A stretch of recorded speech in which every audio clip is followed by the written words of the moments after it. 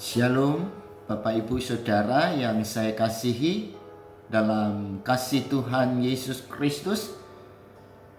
Terima kasih untuk Tuhan Yesus yang boleh mempersekutukan kita senantiasa di dalam kuasa Roh Kudus-Nya.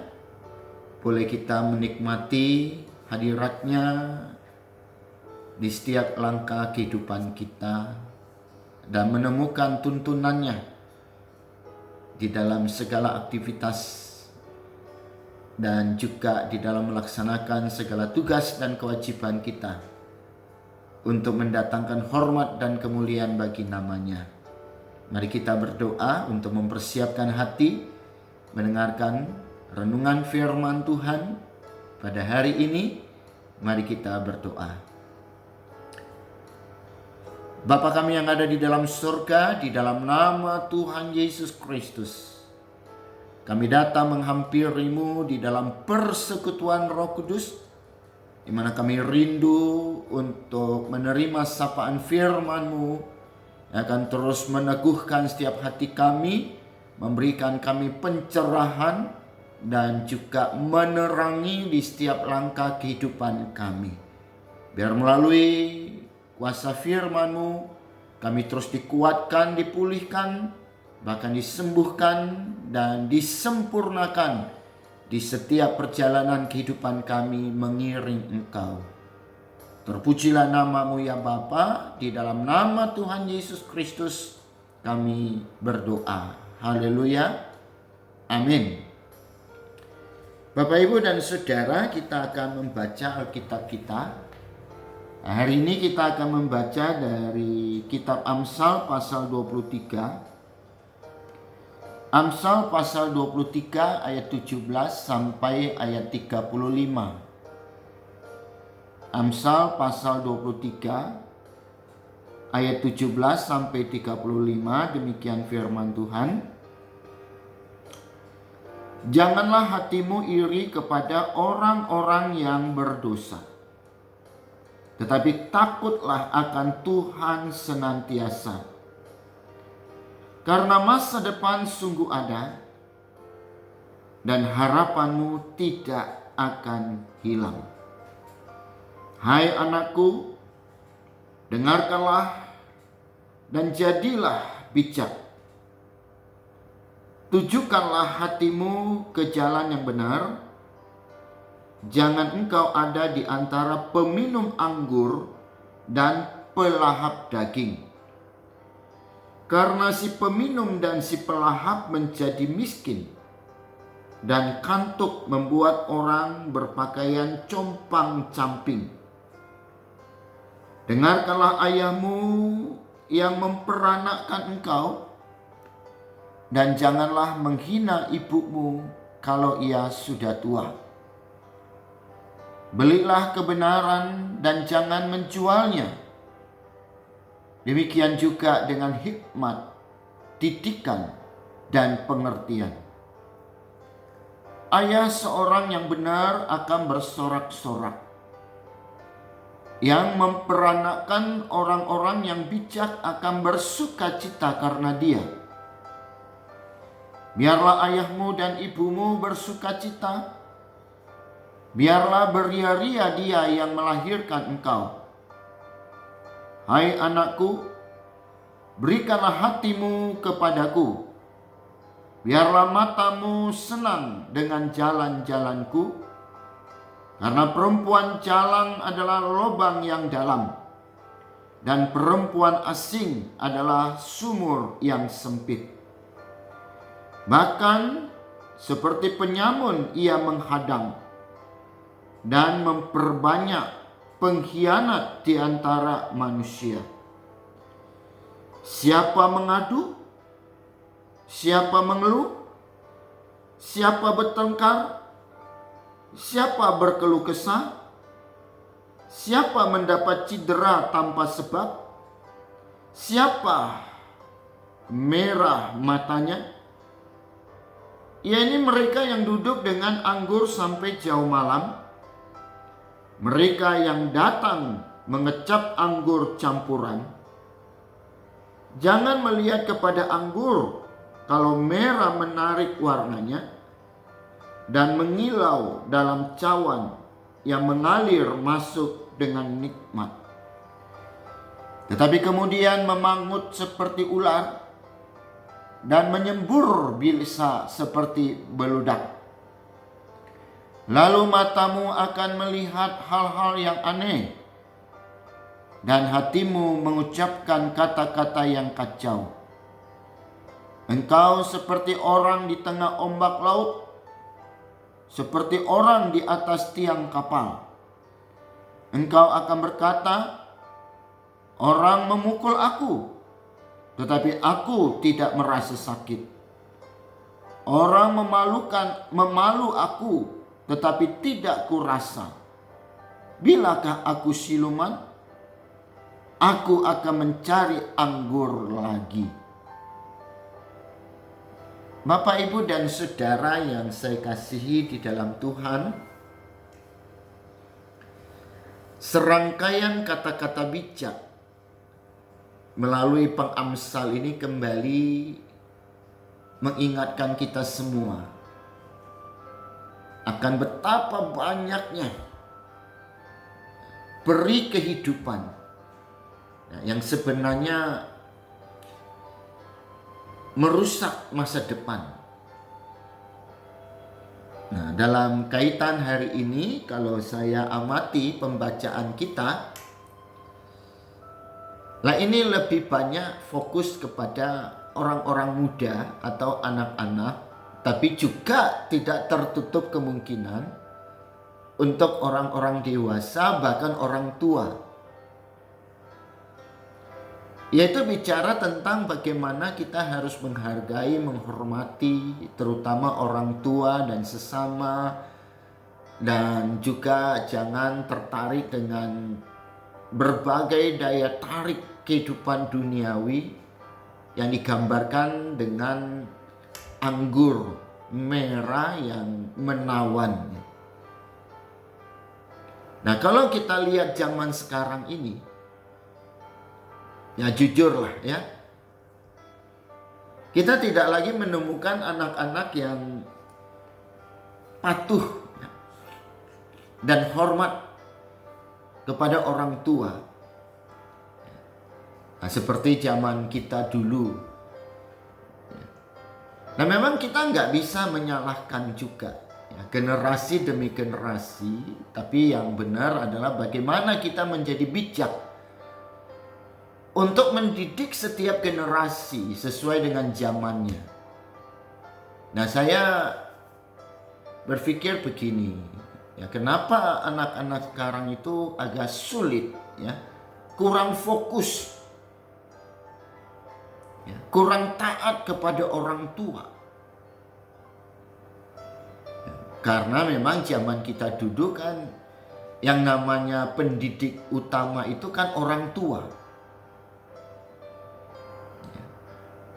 Nah, orang tua yang menjadi fokus, yang menjadi sentral dalam hidup kita sebagai anak pada zaman itu. Ya. Dan orang tua cukup memahami tugas dan tanggung jawabnya. Nah, beda dengan zaman sekarang ya. Anak-anak itu sudah terpecah konsentrasinya. Mereka tidak hanya dididik oleh kita sebagai orang tua atau guru di sekolah, tapi mereka mendapat banyak sekali ya input, masukan, khususnya melalui dunia maya. Nah, yang kita harus sikapi adalah, boleh dikatakan anak-anak kita sekarang itu bertumbuh di dunia maya. Ya. Mereka itu memang sedang mengalami sebuah zaman yang jauh berbeda dengan zaman kita waktu itu. Tapi pada dasarnya sebagai orang percaya, dunia akan terus berubah. Tapi kan apa yang difirmankan oleh Allah itu tidak sekali-kali akan berubah. Nah, maksud saya dengan singkat hendak mengatakan perubahan dunia mau kemanapun, tapi tetap kita harus pegang firman Allah. Dan mendidik anak kita di dalam kebenaran firman. Ya, sebelum mereka terlanjur bertumbuh kembang di dunia yang tidak jelas, maka kita harus memberikan dasar kepada mereka. Dasarnya apa? Firman yang hidup ini. Jadi kita jangan kecewa, jangan berkecil hati dengan situasi yang penuh dengan jadi kerap bertolak belakang apa yang dimaui oleh anak dengan orang tua, dan orang tua sekarang ini kadang cenderung takut. Jadi berbalik, dulu orang tua takut, dulu anak-anak takut sama orang tua. Sekarang boleh jadi saya lihat ada banyak orang tua yang takut dengan anak.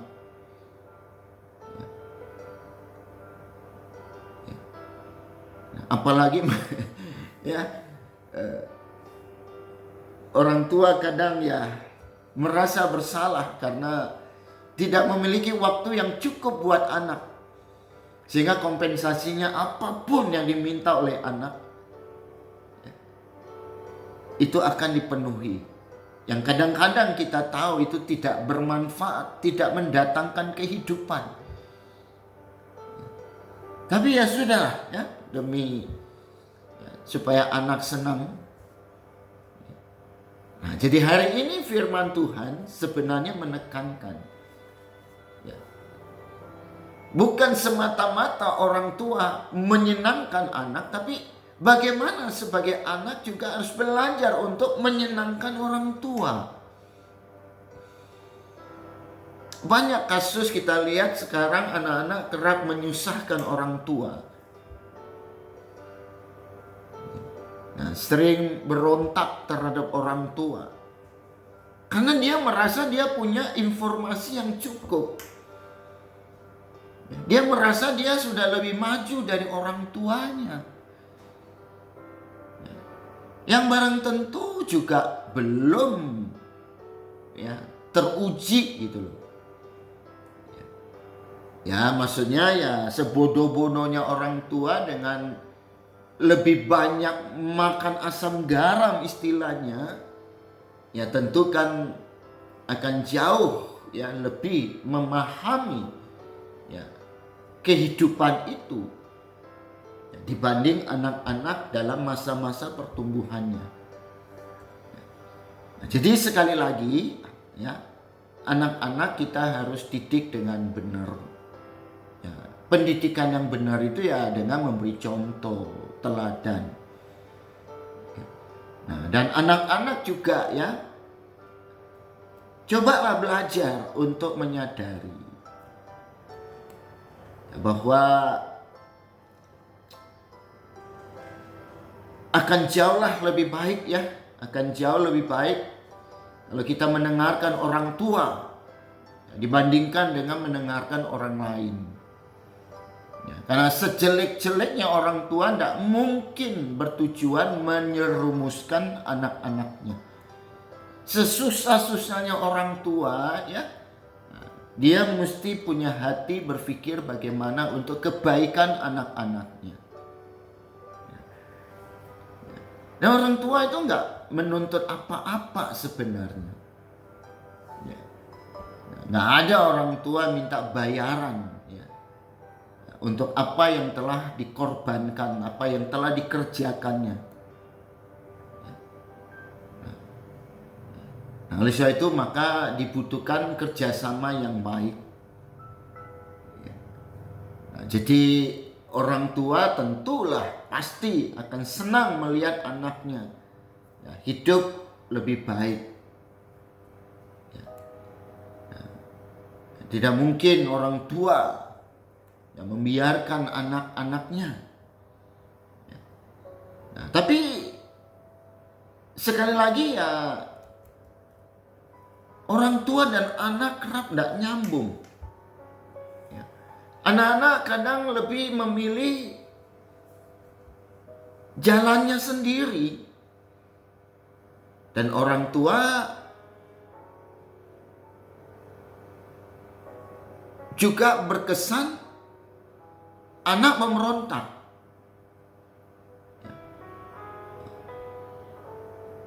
Nah, saya pikir salah satu solusi yang harus kita tempuh adalah jangan ada pemikiran-pemikiran yang negatif dalam membangun relasi antara orang tua dan anak. Nah, tapi masing-masing mencoba untuk mengevaluasi diri dan saling menyesuaikan. Nah, memang anak-anak sekarang selalu berpikir dan menganggap bahwa mereka lebih modern, mereka lebih maju. Tapi kan majunya bukan dari mental, ya, bukan karakter. Karena majunya itu kan karena faktor teknologi. Wah, mereka lebih heboh. Ya, orang tua kuno. Ya. Nah, ini memang hanya konsep-konsep berpikir yang harus kita olah supaya jangan kemudian itu menjadi sebuah kontradiksi yang menimbulkan semacam ledakan yang merusak atau menghancurkan. Nah, jadi memang anak-anak sekarang dia berpikir orang tuanya tidak mampu berpikir seperti mereka berpikir sekarang ini. Nah, sehingga mereka kerap kali tidak menghargai, tidak menghormati orang tua. Nah, padahal nyata-nyata Alkitab mengingatkan bahwa pemberontakan seorang anak terhadap orang tua itu adalah penghancuran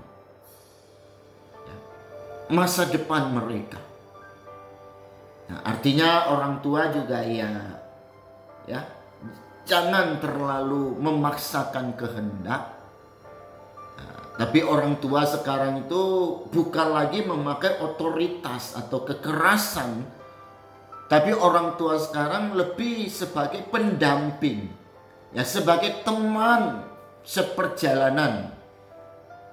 Membimbing anak-anak kita dalam masuk ke masa tumbuh kembangnya menuju masa depan yang lebih cerah itu. Saya yakin anak-anak sekarang nggak suka dilarang ini, larang itu. Tetapi bukan berarti kita diam. Bukan berarti kita diam, tapi yang pertama kita bangun adalah relasinya. Munculkan suasana bahwa kita mempercayai mereka. Munculkan suasana yang memberi kesan bahwa kita mengayomi mereka, bukan menghalangi apa yang mereka mau.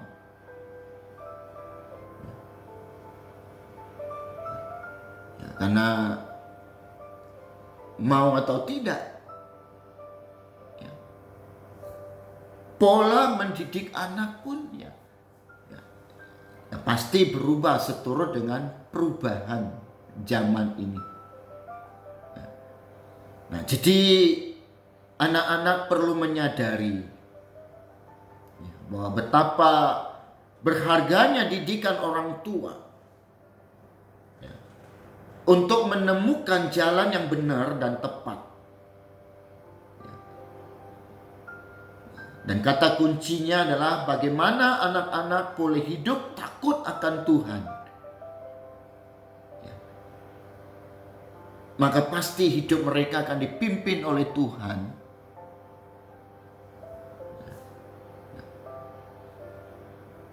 Dan ketika anak-anak mengerti dan mengenal Tuhan, pasti mereka juga akan mengenal dirinya.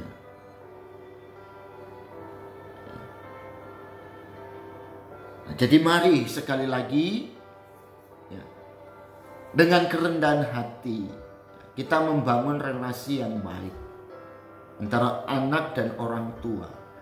Nah, supaya jangan ada rasa saling mencurigai dalam kehidupan. Nah, jangan orang tua juga selalu terkonsep bahwa anak kita tidak benar. Ya. Dan anak-anak juga jangan sampai mereka terkonsep bahwa hidupnya dikekang oleh orang tua.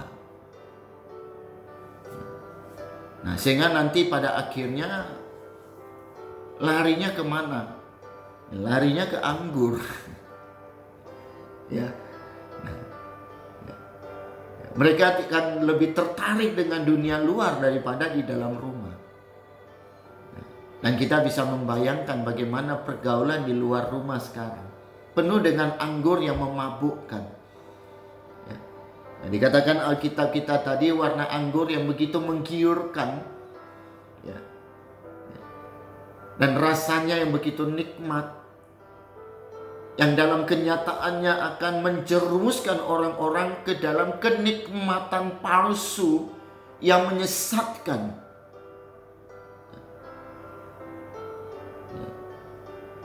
Jadi ketika ada orang punya masalah lari ke anggur, ya, mencari kesenangan dunia, itu sifatnya hanya sesaat.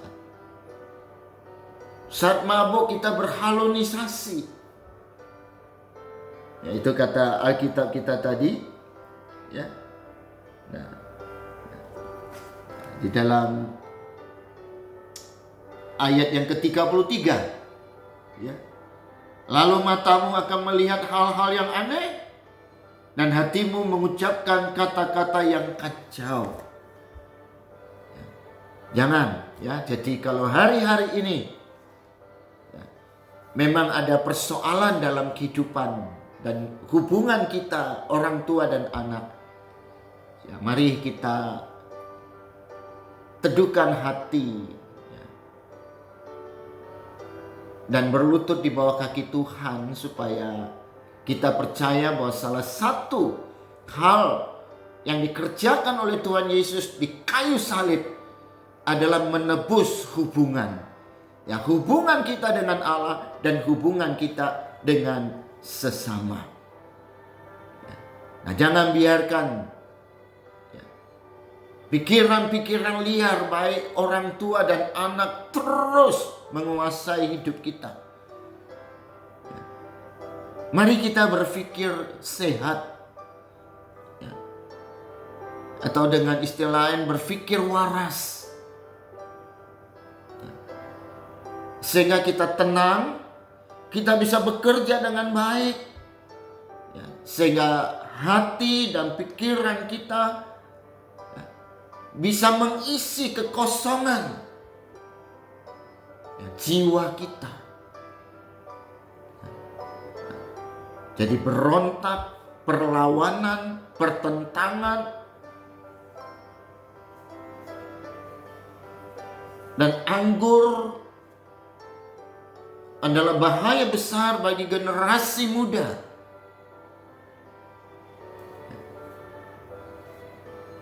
Karena jelas itu akan menghancurkan masa depan yang dijanjikan oleh Tuhan, yaitu masa depan yang kilang gemilang. Ayo, mari, orang tua, anak, keluarga, belum terlambat. Masih ada kesempatan untuk kita memperbaiki relasi hubungan untuk semakin mengakrabkan diri kita. Tuhan Yesus menolong kita semua. Mari kita berdoa. Bapa, secara khusus kami berdoa untuk hubungan atau relasi antara orang tua dan anak. Biar Tuhan pulihkan dengan kuasa darah-Mu yang kudus. Sehingga ada komunikasi yang baik. Bukan hanya sekedar bersuara, tapi ada jalinan komunikasi dari hati ke hati yang akan menyatukan seluruh kehidupan kami ada di dalam kasih dan kuasa Kristus, sehingga membebaskan kami dari berbagai ikatan kuasa kegelapan dunia. Dan kami tidak tertarik dengan hal-hal yang ditawarkan oleh dunia yang begitu menggiurkan, tapi dalam kenyataan boleh menghancurkan kehidupan. Dan kami percaya bahwa kehidupan kami yang rusak sudah ditebus oleh kuasa darah Yesus. Oleh karena itulah Tuhan, kami terus datang bersembah sujud di bawah kaki Tuhan, memohonkan pertolongan-Mu atas setiap kehidupan kami. Berbagai kelemahan, kekurangan, dosa, kesalahan, dan pelanggaran, Tuhan ampuni kami. Dan Tuhan menciptakan kami menjadi manusia-manusia yang baru, untuk menikmati setiap berkat Tuhan yang baru di setiap hari. Dalam nama Tuhan Yesus Kristus, Gembala kami yang baik, kami berdoa. Haleluya. Amin. Puji Tuhan, situasi pandemi masih belum berakhir. Tetap laksanakan protokol kesehatan. Salam sehat. Tuhan Yesus memberkati kita semua. Amin.